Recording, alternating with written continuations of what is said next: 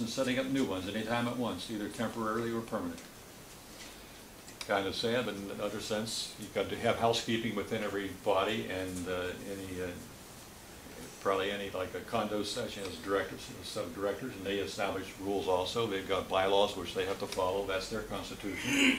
But they can make changes to other, not laws, but tenets that they may set up. Congress are doing just that. No matter how you interpret it, I don't see any way you can say that's supporting the Constitution. No. But my final say is up to us at the voting ballot box. And then it talks about each house shall keep a journal of its proceedings, and from time to time publish the same, excepting such parts as may in their judgment require secrecy, and the yeas and nays of the members of either house on any question shall, at the desire of 1/5 of those present, be entered on the journal. So it only takes 20% to say, we want to register the vote on this. We want people to know who voted. We want it in the journal.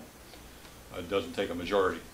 So it just takes a small number to do that. So again, that brings accountability. The transcribing of the congressional debate was begun by private publishers. So they contracted it out up until 1843, or 1873. The Congressional Globe was the last one to do it, and at that time they elected not to renew the contract with them, and instead put it over to the Congressional Records, but the government printing office, GPO. So that's when that changed. They had to do it. They didn't say how they had to do it, so they set that up, and they can always change it again, because they can change the rules to how they do it, as long as they abide by it shall be done. The Constitution does not say how it shall be done, just that it shall be done. The next one he talks about neither the House, this gets back to adjournment session, neither the House during the session of Congress shall, without the consent of the other, that being the Senate, adjourn for more than 3 days, nor to any other place than that in which the two houses shall be sitting. That's, again, during a session, because naturally when you're enacting legislature, which our Senate sure isn't doing, but when you're enacting legislature, you got to be present to be able to vote on it and to debate it. So that's why they have the rule in here: they can't be gone, adjourned for more than 3 days during that time period. You got to be available. Avail yourselves. Important to note the difference between a recess and adjournment. In the Congress, when they had a recess, at the beginning of the legislative session, let me start back here, they had to go through like the minutes of the previous session, and there's a whole lot of minutia in the daily records which they had to go through. When they take a recess, no matter how short or how long it is, they come back and they pick up where they left. They just continue from where they were at the point that they last were. If they were voting on something, they can continue with the vote on that legislature, or whatever other action they were taking. When they adjourn, when it's a formal adjournment, that's the end of the session. When they come back, whether it's 2 minutes later, 2 years later, they had to go through all the minutiae of opening up the session again. All reading of the minutes of the previous session, and all the things they go through. I didn't write it all down to go through, but it was a full paragraph of this step, this step, this step, this step, this step. A lot of minutiae to us, but it's necessary. Says certain things happen under the standing rules of the House and Senate, because they make their own rules, precisely because it is a new legislative day. Much of it is routine business: the reading of the previous day's journal, filing of reports, delivery of messages from the House, etc. But there are also consequential things. In the Senate, during the first 2 hours of each new legislative day, notions to proceed are not debatable and therefore cannot be filibustered. So any formal break in legislative branch activity also opens the door for a president to take certain actions, as we know, pocket appointments. So this includes making appointments which require Senate confirmation and pocket vetoing of legislation. So if there's legislature that's ongoing, say the House and Senate pass legislature, and they send it to the president, he has 10 days to sign it. If he does not sign it in that 10 days, in effect, he's approved it. If they adjourn You don't want to adjourn the session during those 10 days, and he doesn't sign it, it's vetoed. So it's a big, big difference. You're shaking your head like you don't understand, you just don't like it. Got it. Why do you do that? So it's really important to understand all the rules, because you hear on the news why are they doing that? It gives you a little understanding as to the hows and the whys. A pocket veto means that Congress cannot override the veto because it's not in session. It doesn't matter if they had 3/4 of the Congress that voted for it initially. If it's a pocket veto, it's done. So the timing is critical. An adjournment to the legislative branch also allows the President to reconvene Congress for a specific action. That's Article 2, Section 3. Congressional leaders have devised ways to avoid inadvertently unleashing presidential activism. This last December, the Senate recessed rather than adjourning, just so they could not be called back for the holidays. Even though they had a Democratic president, and there's things that he wanted to do, they knew.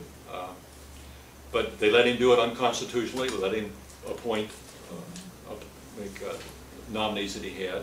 Didn't that go through the senatorial process, approval process, because they wouldn't have made it. But it was illegal. But also, they're not charging him. He could have been impeached for that, House could have impeached it, and it could have been tried in a democratically controlled Senate. With a 2/3 vote, what the chance of that happening? Could be embarrassing, but who would it be embarrassing for? The Republicans in the House or the senators in the Senate? So I think the senators are impervious to any kind of embarrassment myself. I don't think they know the meaning of the word anymore. But that's editorial.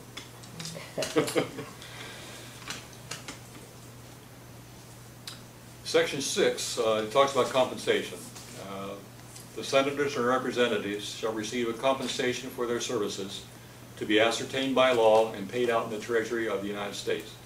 They shall, in all cases except treason, felony, and breach of the peace, be privileged from arrest during their attendance at the session of their respective houses, and in going to and returning from the same.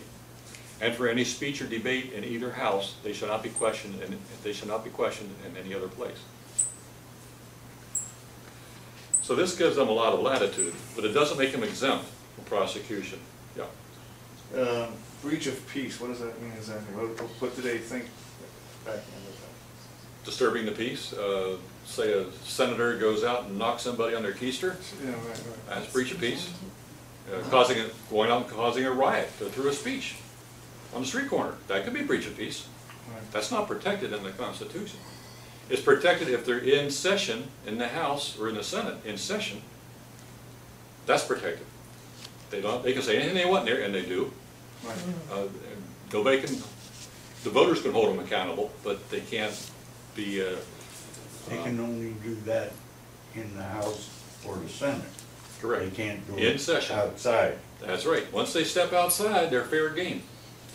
Or that's not true. And going to or returning from the same. I don't know. When you say returning from, I don't know what that interpretation is. Returning to their home state, returning to their domiciles there. I think it could be taken probably to their local domicile or where they're going next. Yeah. They have a lot of room to slide. Yeah. My understanding is that it was put in there to keep a senator from being arrested so that he wouldn't be in the House and be able to vote. Makes sense. Yeah. They didn't meet as often as they do now, too. Yeah, they weren't there for 300 days a year. It wasn't a full-time job. Neither one, House or Senate was. Under the Articles of Confederation, members were paid by the state they represented. They weren't paid by the federal government. In the ratification debate, the example of Rhode Island was invoked because it had failed to pay its representatives in the Confederation Congress, thus effectively recalling them from service and leaving the state unrepresented. So there's a reason they put that in there. And also it's a federal government, so the federal government should be responsible for its debts. So both those thoughts came into that. Congress could decide its own salary, though with the understanding that constituents would be watching. Again, you're less inclined to vote yourself a pay raise if you know they're going to ask you why when you go back home. And they went back home a lot more than these guys do nowadays. The check provided by voters was later strengthened by the adoption of the 27th Amendment, which prevented any congressional pay raise from going into effect before an intervening election allowed voters to weigh in on the vote for the raise. So, 27th Amendment, I like that one, it said you can vote yourself a raise, but you're not going to get it until after the next election, the next time you're up for election. So, That's why the benefits. no, pay raise. Sure. Well, benefits go with pay raise, so. I mean, what perks do they vote themselves to take effect? I was thinking of the congressional gymnasium. Well, That's a benefit they in can my mind. establish their own rules. They have to go down and work out. Their own post office, they have their own everything there. It's gone out of hand. Again, if they're not there as often, they don't need those perks. So we can get them out of there. You know, when a senator placed Pentagon Papers, the classified government documents, into the public record, and was purportedly trying to arrange private publication of the papers, a grand jury issued a subpoena to the member of the senator's staff. And he fought it, because he said, I'm protected by the Constitution. Well, no, he wasn't. And went to the Supreme Court, and they said, no, you're not prevented, the grand jury is not prevented from investigating the private publication question since it was outside the scope of legislative duties. So they upheld the Constitution in that particular case. Let's see. The second clause is no senator or representative shall, during the time for which he was elected, be appointed to any civil office under the authority of the United States, which shall have been created, or the emoluments whereof shall have been increased during such time. And no person holding any office under the United States shall be a member of either house during his continuance in office. So this clause has a salutary effect on the separation of presidential and legislative powers by hitting those who breach it where it hurts. So representative or senator getting ready to lame duck, so we're getting ready to go out and get a cushy job in, say, in the White House, they don't get a pay increase. They're stuck at the pay level they were at. You know, they cannot have that pay increase by this. They're not entitled to that emolument by having the transfer. So it hits career politicians the most, right in their wallets, where it should, in the form of a pay cut. I think one of the latest ones we had was under Clinton, and was it Benson, who was the Treasury Secretary, Senator Benson, I think it was, and he was selected as Treasury Secretary. He had to take a pay cut from $65,000, I think, down to $35,000, to accept that job under this rule here. Section 7, all bills for raising revenue shall originate in the House of Representatives, but the Senate may propose or concur with amendments as on other bills. The reconciliation process with this, on Obamacare, the House originated a bill on pay. When it got to the Senate, they basically stripped everything, I mean everything, out of that, except for the title, I think, and substituted Obamacare, all 2,100 pages of it. That's how that came about. And because they used that process, they pass theirs, the House passed theirs, they have to get together and reconciliate. Well, there's different rules for the reconciliation process for voting. You know, you can't have a filibuster. 51 votes is all that's needed. You don't need 60, so you don't need a supermajority like you would if it came up for a straight up vote. So that's the reason and how they got Obamacare, passed through. Entirely within the legal way of doing things. But the people, again, we the people were asleep at the watch and not knowing what was going on. And that's a fault as much of the Republicans for not bringing it to our attention, I think. It doesn't seem Fair. transparent. It doesn't seem honest either. So, but then don't the bills have to be transparent? No. Well, you just have to pass it to find out what's in there. Where does it say that? They have to be transparent? Well, that's what somebody either told me or I thought that I read it, but... Well, that was Obama said he was going to be transparent. Transparency, Yeah. or maybe I read it from one of the founders. a separate issue, but I thought transparency was a big issue That was with the campaign, Constitution. campaign Lo- promise. Local PC talk, that's all that was. It should be, but doesn't mean it is. Okay. Yeah, I mean, this All lies. this wasn't the first time this had happened, you know, where they pulled the wool over everybody's eyes and used legislative tricks to get things passed. There's been a bunch of that going on ever since the first Congress. So anytime you get people in there, they connive, they try and find ways around the rules and figure it out. There's always been cheats, there's always been people at different sides, you know, who's in charge, who the people putting in office. That's what it boils down to every single time. Sounds like we should have like a sheet for people who actually want to be in office that would represent the concepts of the Constitution. How can we make it all more transparent, more open? You know, that's again, maybe passing some law, it probably have to be the Constitution, because you pass a law, it can be changed the next session, or even during the same session. Require them to put it on the internet for a certain number of days before it's acted upon. Make it mandatory, probably an amendment. That would be, you know, given the way the internet and communications is nowadays, that'd be a way of making things more transparent and making it more difficult to. It's discriminatory against the 30% of the population that doesn't have internet access. Oh, no, we're gonna give it to them. Haven't you heard? We're providing it now. Yeah, they're trying to. Free cell phone too. The thing that Obama had in his campaign was all the debates and everything would be on C-SPAN. It would be transparent. There would be time for people to read and Yep. understand it. I remember all those. And he went back on every damn one of them. Yeah, he didn't come forth honestly on any one of them. No, Yeah. all his campaign promises. Not all of them. He gave us change. Oh yeah, he's changing government. He gave us hope. I'm hoping like hell now. Hoping and praying. Okay. Aren't you glad you voted for him? Can't make that claim.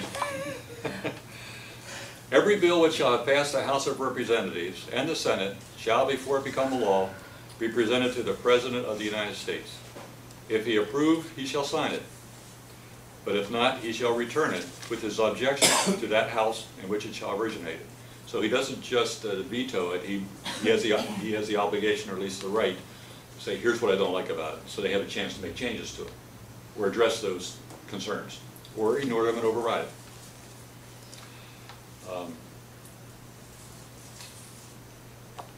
And so they may then enter the objections at large on their journal and proceed to reconsider it.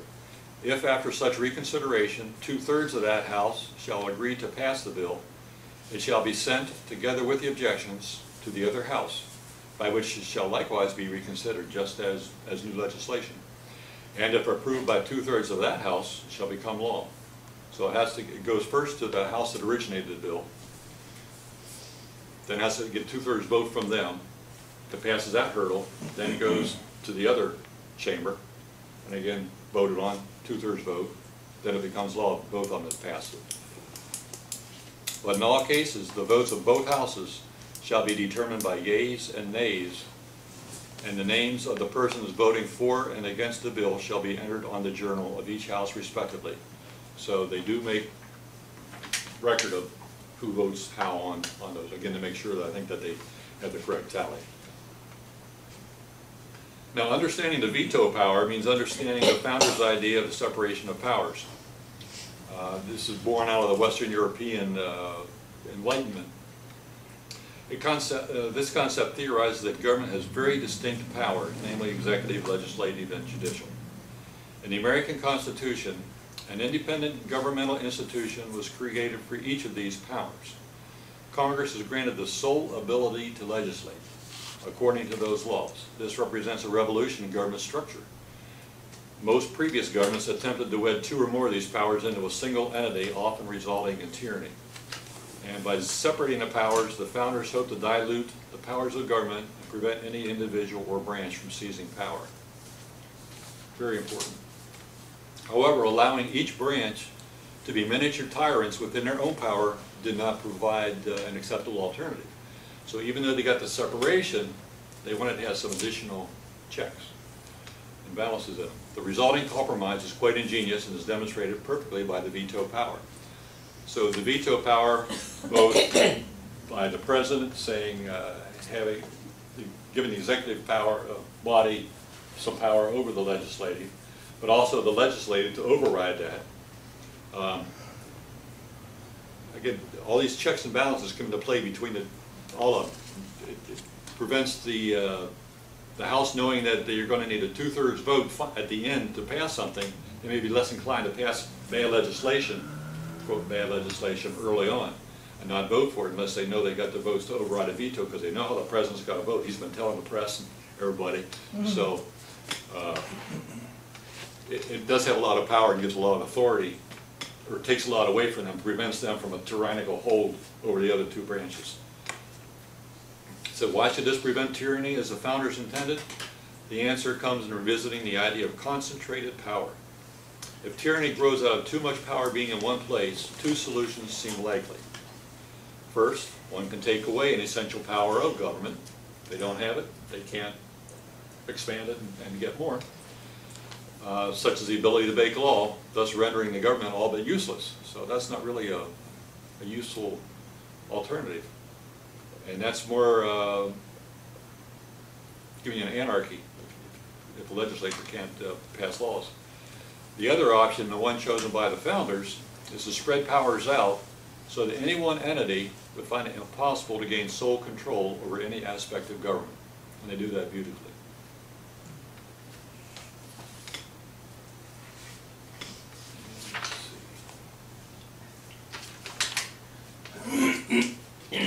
And it goes on here describing in detail what some of their authority within the legislation.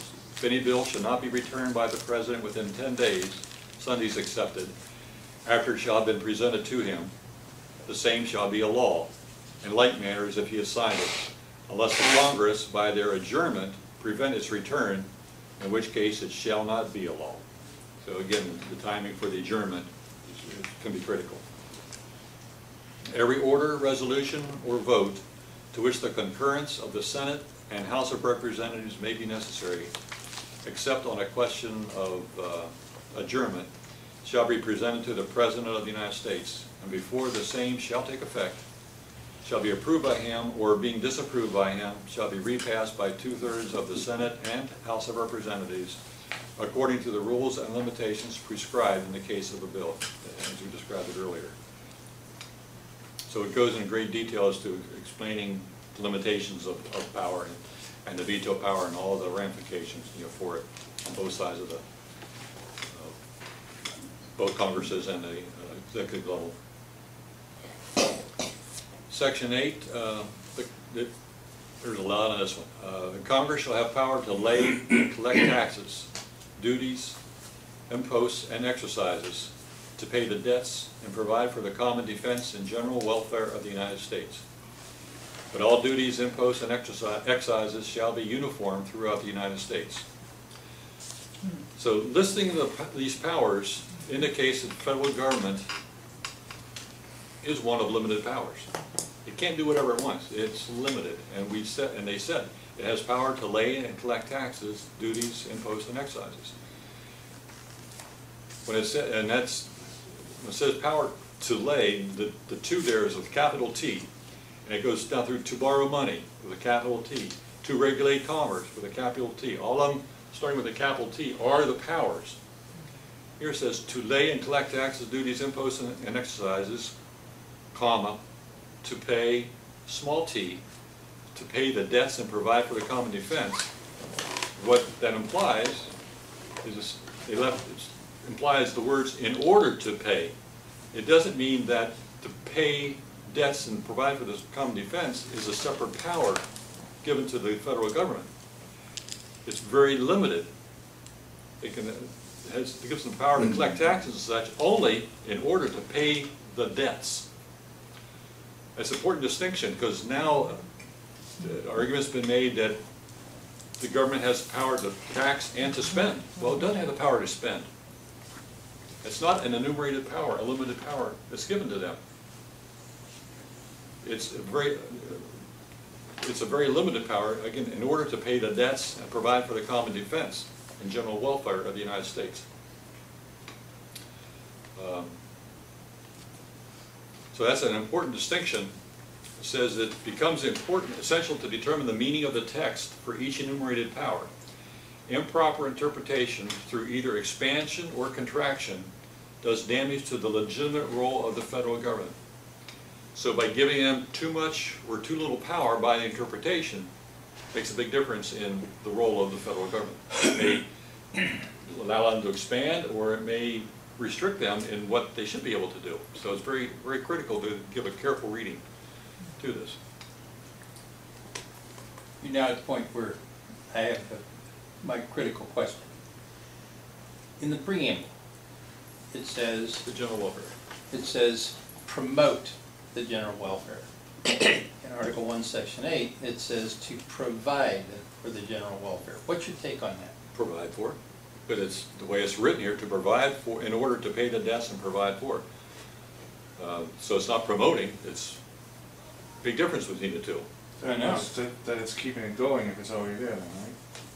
Yeah. And then promote, though, is to make known, Promote is to expand, to, or to promote the general welfare. Would be to either, promote means to either make known or to encourage produce. certain things.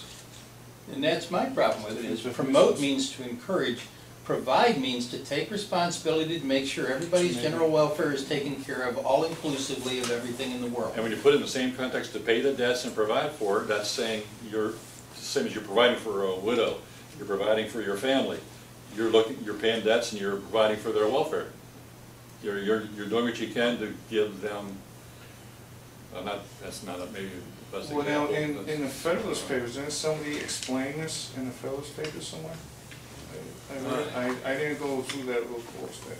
Yeah, I'm trying to remember, see which one that was. Anybody remember? I don't remember which specific one it was. Let me look, take a second here. It's one nice thing, got a good index in this.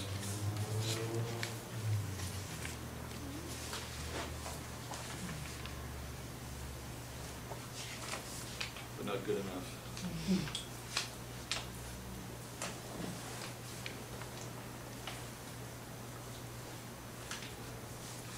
Let me research that and I'll have an answer for you next time. Yeah, because the sources covered that quite a bit and I glossed over it. I just had so much here. I didn't really give a lot to that one. I take it back. I did. I do have some stuff on that. I'll get to it. Let's see. It says another mischaracterization of this clause refers to it as a general welfare clause. If Congress had a power simply to legislate, quote, for the general welfare, there would be no need to list any other powers.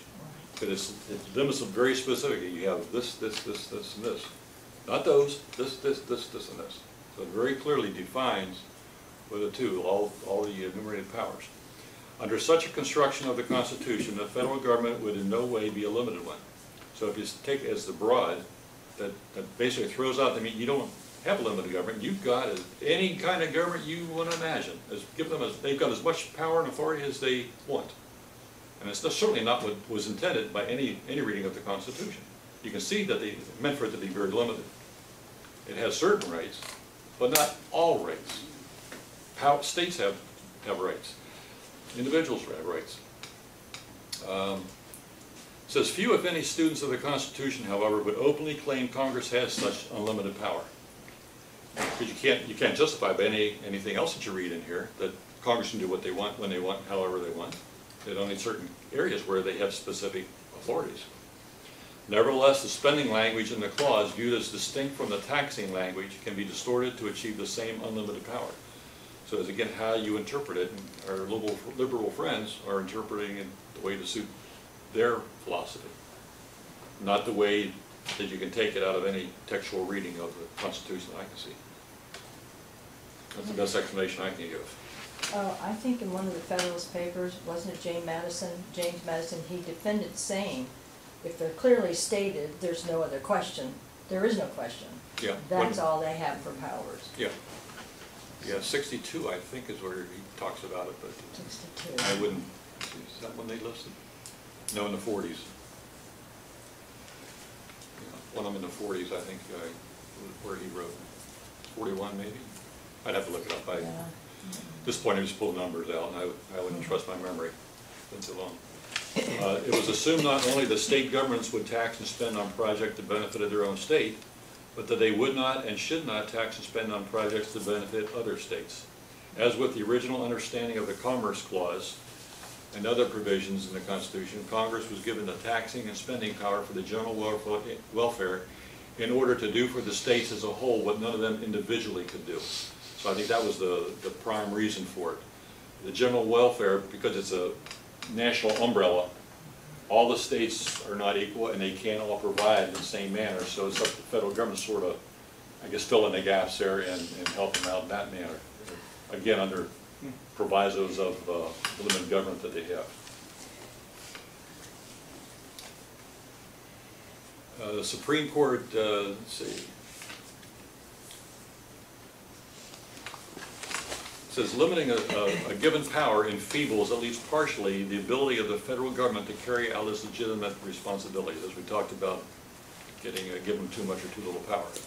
Experience has also taught that the federal government can be enfeebled in the exercises of its legitimate powers because it expends resources illegitimately, exercising powers not enumerated in the Constitution. So if you only have X number of dollars, X number of resources, and you're spending it on things that aren't authorized in the Constitution, you're not spending on the things that are authorized. You're not spending it where you should be spending it. So your priorities are all mixed up. Like with us, if we have credit cards, if we're maxing them to the hilt and going out and buying cars and boats and all cameras and all kinds of expensive toys, and our income's only $20,000 a year, we're spending $20,000 a month, you know, how can we be providing for our families and doing the things we should be doing?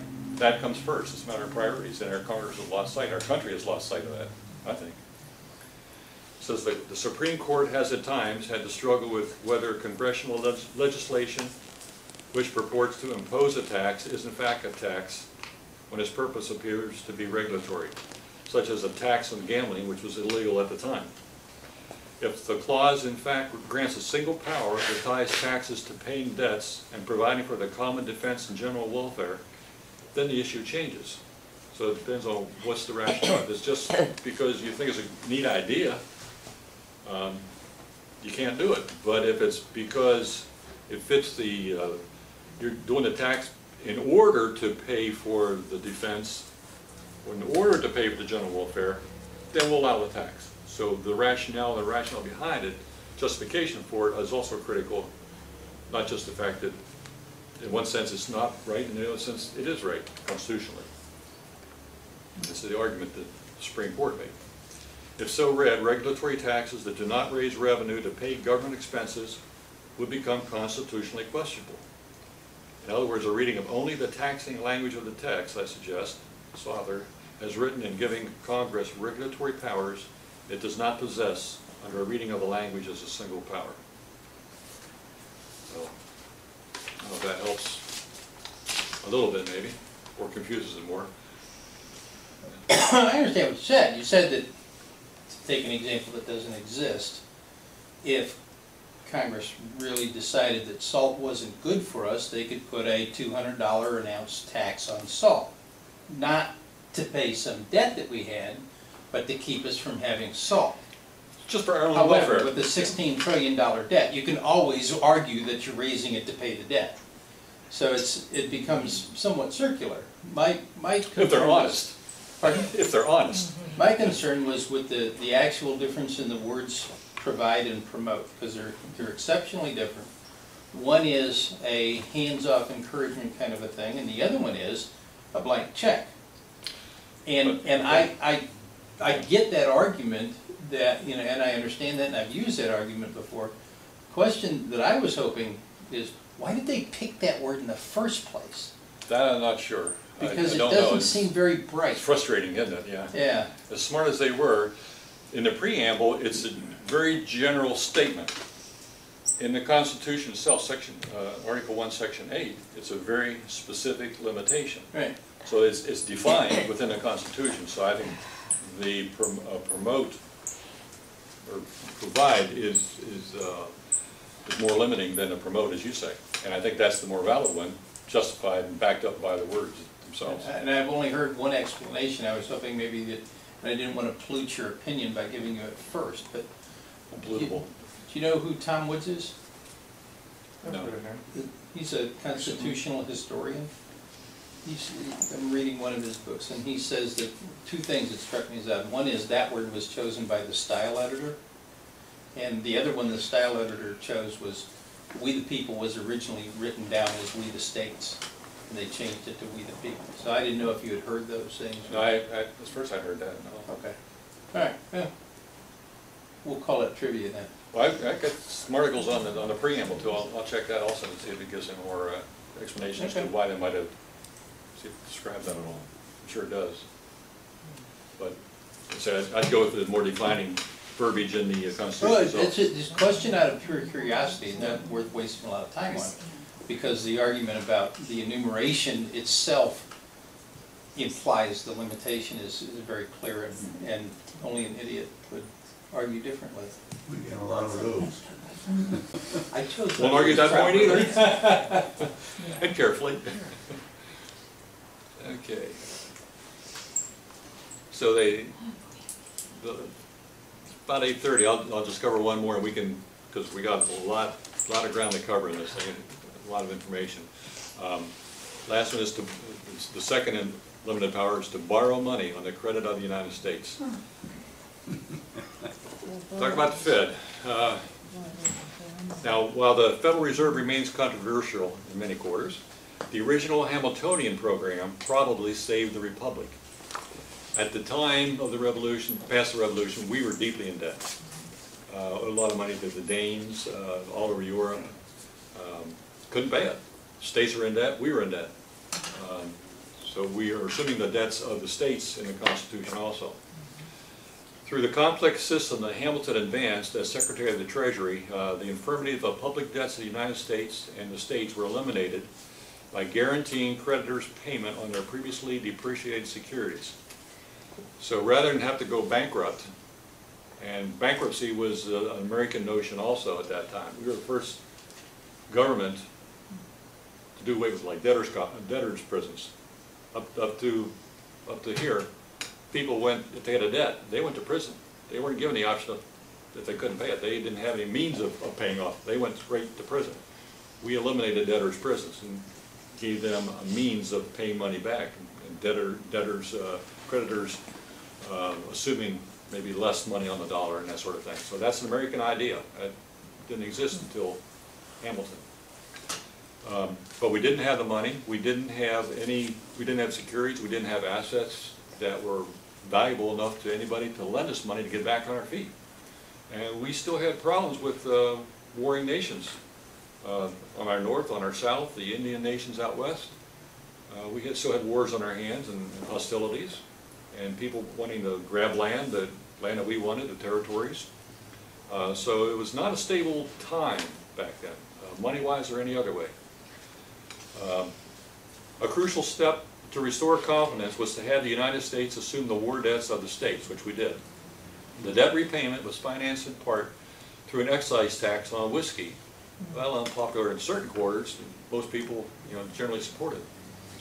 The Bank of the United States was the final piece in his mosaic, and it would serve as a depository for government funds. The use of these funds, as well as the profit from private loans to other state chartered banks and to large commercial borrowers, would provide a return on their investment to private investors and to the government. So much the same as the Fed, quote, gets money from the federal government, loans it out, makes money on it. Supposedly, the federal government gets some return on that, although I don't think they do. Just was supposed to. They did back in these days. And Hamilton and Jefferson debated strongly against each other on a national bank. Jefferson was violently opposed to it. But the bottom line is, if we wouldn't have had a national bank at that time, we might not be sitting here as the United States of America now. It was critical. They did the original one, and they had a big argument about whether it should be state supported or federally supported, so it ended up being chartered by the state of Pennsylvania. And then Pennsylvania said, that's a good idea, and they abolished it a year later. The federal bank that belonged to the state of Pennsylvania abolished it. So it didn't work out too well being state-owned. Said the latter, being the federal government, could use these profits to help repay the war debts and to furnish internal public infrastructure improvements. More significantly for the stability of public credit and the money supply was that the bank could control the terms of credit extended to borrowers. Once we had that established, the Danes were the big loaners at that time, agreed to go ahead and loan us money. We started the inflow of cash back into the United States. And by selecting the interest rate for loans and having the option to demand repayment of loans in specific, it could temper the enthusiasm the state banks might have, to extend themselves by issuing too much credit, banknotes. Because the threat of the federal government saying, okay, you've given out $10 million in loans now, we're going to call you on those, pay up. And they wouldn't have the cash to support it, so they didn't overextend themselves, much the same as the federal government regulates banks nowadays, and has FDIC and has them certain standards on how much they're legally allowed to loan out and how much they have to require to keep on hand. As a result, the U.S. almost overnight gained access to the Amsterdam financial markets and hence to the world. Foreign capital flowed into the United States to help develop manufacturers and commerce and put the United States on the road to a modern economy and prosperity. Hamilton was not naive, despite what some of the agrarian anti-bank theorists such as Jefferson, Virginia Senator John Taylor of Carolina, and he considered Jefferson and Madison sellouts to the Republican cause, claimed that neither the bank nor Hamilton was bent on destroying controlled American liberty. Hamilton feared a government-controlled bank, but thought that the private control of the bank would keep corrupt political forces at bay. That was his trade-off, his check and balance. Privately controlled, not government-run. If the government ran it, it gave them too much power, and he was afraid of that as well. Similarly, public and private tendencies toward credit bubbles will be constrained by two things. First, the interests of investors and directors in safety as well as profits would keep them sufficiently conservative. Second, he proposed that repayment of long-term public debt be immediately secured through a commitment of designated revenue to pay interest and principal. It's called the sinking fund. Hamilton insisted that the Latin root of credit, credere, to believe, reflected the true source of credit. So he had to give them people the faith in the credit system so that they knew that the money was there, much as we get all in credit nowadays, not cash. States, like individuals who observe their engagements, are respected and trusted, while the reverse is the fate of those who pursue an opposite conduct. While the states and the Confederation, under the Articles, had abdicated their responsibility and the country had suffered accordingly, Hamilton believed that his program lessened those dangers. So that's a little bit of the history of the federal bank, and we've had, I think, about 4 or 5 different federal banks. This is the longest run that we have now with the Fed. But we had one before the Civil War, and again one after the Civil War in the late 1800s, and then 1920s, the current one that we know.